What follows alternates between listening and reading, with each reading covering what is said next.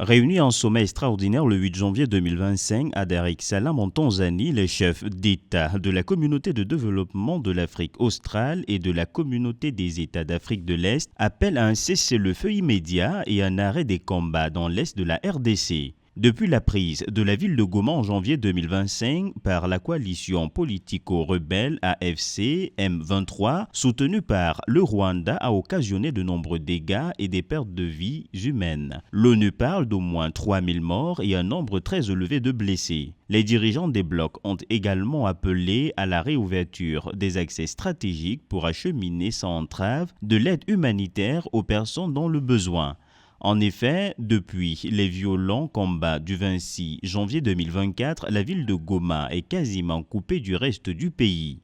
Dans un communiqué final publié à l'issue de la rencontre, il est également précisé que le sommet conjoint a réaffirmé le rôle crucial des processus de Luanda et de Nairobi et a ordonné que les deux soient fusionnés par un processus de Luanda-Nairobi. Le sommet conjoint a en outre décidé de renforcer les deux processus afin d'améliorer leur complémentarité.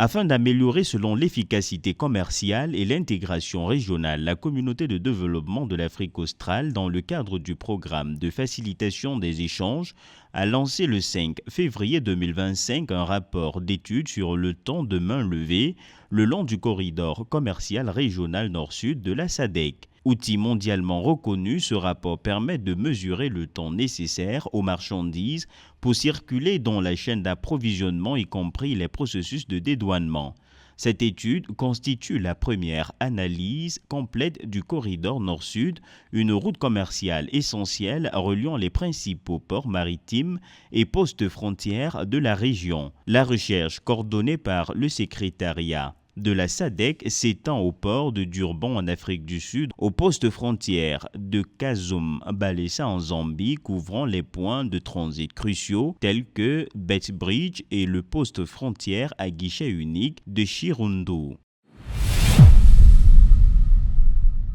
La Commission de l'Union africaine et la Fondation Music in Africa ont signé le 29 janvier 2025 un accord de partenariat historique. Ce partenariat vise à renforcer le secteur musical africain, à protéger les artistes et à promouvoir le rôle de la musique dans le développement économique et durable de l'Afrique. Dans le cadre de cet accord, les deux parties entendent jouer un rôle stratégique dans l'amplification de la portée et de l'impact de l'industrie musicale et culturelle africaine à travers une série d'interventions dans les domaines clés pour renforcer les échanges culturels et favoriser l'unité conformément aux objectifs de l'agenda 2063 de l'Union africaine. Selon l'ambassadrice Minata Samante Sissouma, commissaire de l'Union africaine à la santé, aux affaires humanitaires et au développement social, l'institution panafricaine, à travers la signature de ce partenariat, réaffirme son engagement à soutenir le secteur créatif africain en veillant à ce que la musique reste un outil essentiel pour la transformation sociale,